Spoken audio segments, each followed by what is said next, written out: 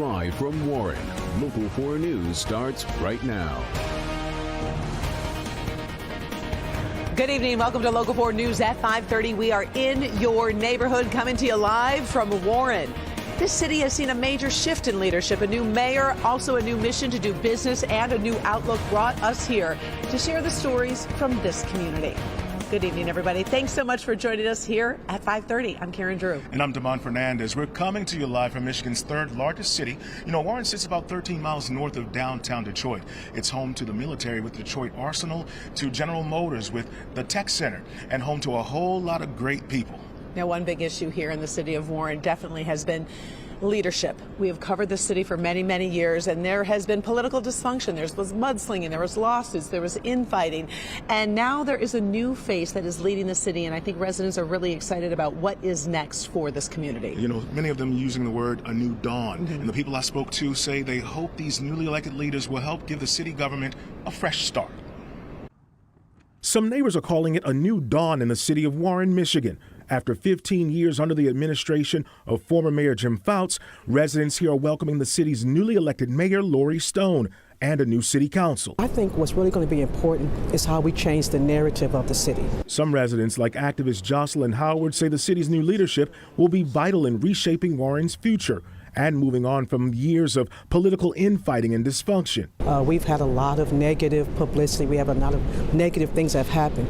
We have to be able to retell our story. And for many neighbors who call Warren home, this city's future is paved with possibilities. We have a top-notch administration now in the city that is going to be, even more outgoing in providing outreach and information and public transparency. New District 2 Councilman Jonathan Lafferty says park improvements and recreation options for the youth are among issues he'd like to see the city address. Also, we need to focus on our infrastructure.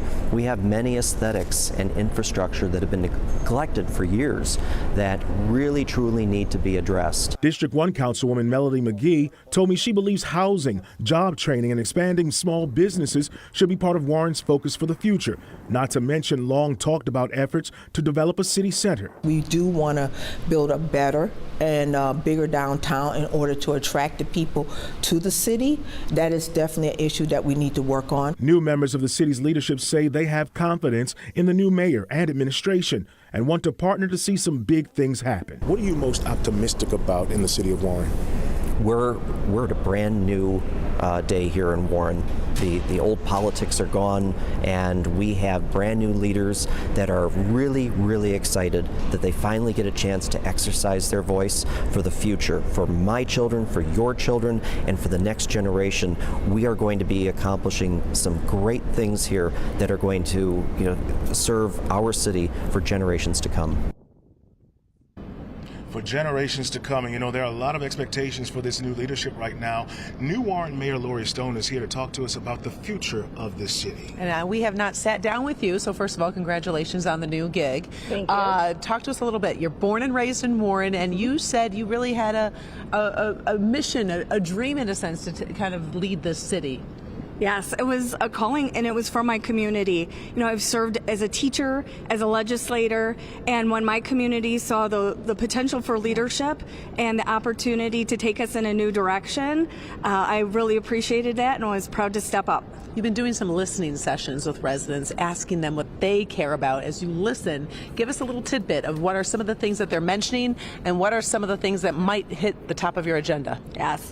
So my personal philosophy is listen, learn, lead. A lot of people think a transition happens with the flick of a light switch. Mm-hmm. It's more like turning a battleship. Mm-hmm. And so by going in and listening, hearing the expectations of the community on important topics like economic development, like parks and recreation, like public safety. These help set the expectations of where we go next. And people are excited to share. We're proud of our green spaces. We have 28 parks and 3 recreation centers that can be better utilized to serve our community. So Mayor Stone, what do you do with all this information that you're gathering from the community? Do you have an agenda right now, or do you have a plan? And if so, how are you working that out? Yeah, so we're taking this information back to digest. We are working with department heads to see what we can do better. Overwhelmingly, when I was talking in the community, our community has high expectations and they are very satisfied with our city's services. And so my first goal was to make sure that those continued smoothly regardless of a transition. And my second objective is to make it work better. And obviously families are a big deal. We were talking about this during the commercial break. Community centers. You've got 3. One needs some repair. So talk to me specifically about what do you think you're going to do with that community center? Yeah. So I think there's a lot of things. So after school programs for our youth is huge. Our kids want something to do. And what I would like to do is reach out to them and hear from them firsthand. Does that look like job preparation? Does that look like social emotional? Does that look strictly recreational? I think there's so many opportunities to offer our young people. Talking to a few of your council members, they are heavy on development. How optimistic are you that you can see more development in the city of Warren? I know downtown has been a big talker for a few years. Yeah, so downtown was often the focus. One thing that was lacking as part of that vision was making sure more of our residents' voices were represented in that design. It needs to be a place that our residents want to bring their families, come socialize, hang out, places that they want to visit, opportunities for entertainment. And so I think that looks like a re-envisioning of what we can do here at our city center. Let's talk small business. I know that's important to bring it in, especially along Van Dyke. What are you going to do to try to encourage those small business owners to bring their shops and set up here? Yeah, I think one of the most exciting things is, while Michigan overall has lost population, Warren continues to grow. So I think that really says something about what families are looking for. Families are looking for schools, they're looking for parks and recreation, and places that they feel safe, and they can find all those things in Warren. I was going to say, you had one more? Yeah. As we wrap up, is there anything you want the residents of Warren to know who may not have had access to you that you think is important for them to know right now, especially considering the history in the city? Yeah, so my commitment the entire time is to work together. Our community has been accustomed to divisiveness, and they're really looking for leaders that are willing to put their needs and create a better place to live, work, grow, and play in Warren. We look forward to covering the stories and following up on some of these issues with you. Wonderful. Sounds good. Thank you, Mayor. We appreciate it. February, Black History Month, and that connects us with now the election of the new mayor and city council, because voters in Warren made history when they elected the first African-American member of city council here. You know, they sure did. Melanie McGee won the election for the city council District 1 seat. That includes a large portion of South Warren. Now, she's the first African-American to sit on Warren City Council in its 67-year history. McGee says representation matters in a community that's becoming even more diverse, and she wants equity and advocacy to be a priority at City Hall, knowing in 6 decades there's never been someone who looks like her on the council. It is very significant because I want to be able to be here to represent everyone. And they were looking, it was time, and everybody was ready this time. I mean, when they went to those polls, those men and women went to those polls with the expectation of change for the better, someone who understands who they are, what they're all about. And Councilwoman McGee says some of the issues she's focusing on are more development in Southern Warren, housing, job training, more amenities for families, and opportunities to help small businesses thrive. Okay, so we've talked about community development, we've talked about business growth.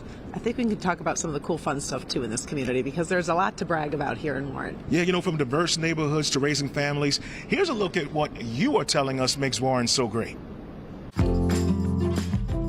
About 13 miles north of downtown Detroit, you'll find Warren, Michigan. Warren is like a small city, small town, big city. Warren is the state's 3rd largest city, yet neighbors here say it feels rather folksy.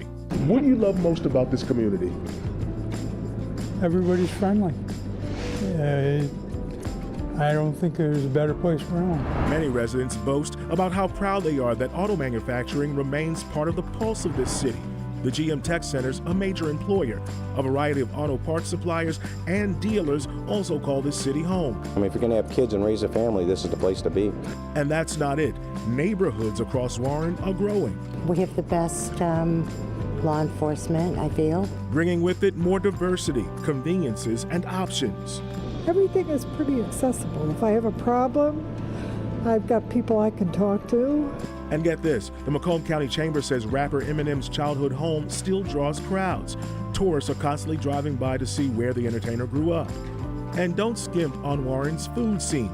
Neighbors say there's quite a variety of local and international favorites to titillate your taste buds. You can go anything from burger to steaks and fillets. You got it all. You got it all in this area. Lots of options, some say, making Warren a destination place in the metro area for dining. All right, so much to learn about Warren. Now, some interesting facts. The manufacturing in this city was key to helping win World War II. Yes, the U.S. Army partnered with Chrysler. You're looking at pictures from the Detroit Arsenal tank plant. It was the first manufacturing facility ever built for the mass production of tanks. Now, it was on 11 Mile Road, just east of Mound Road. It was responsible for 30% of all tanks that were made in the U.S. during World War II. So a little bit of interesting history there. We put a fascinating piece of this on clickondetroit.com. One of our writers from Click On, Dane Kelly, worked on this today and gathered some interesting information. So if you like taking a look at the past to learn more about the future, check out this article. It's on clickondetroit.com.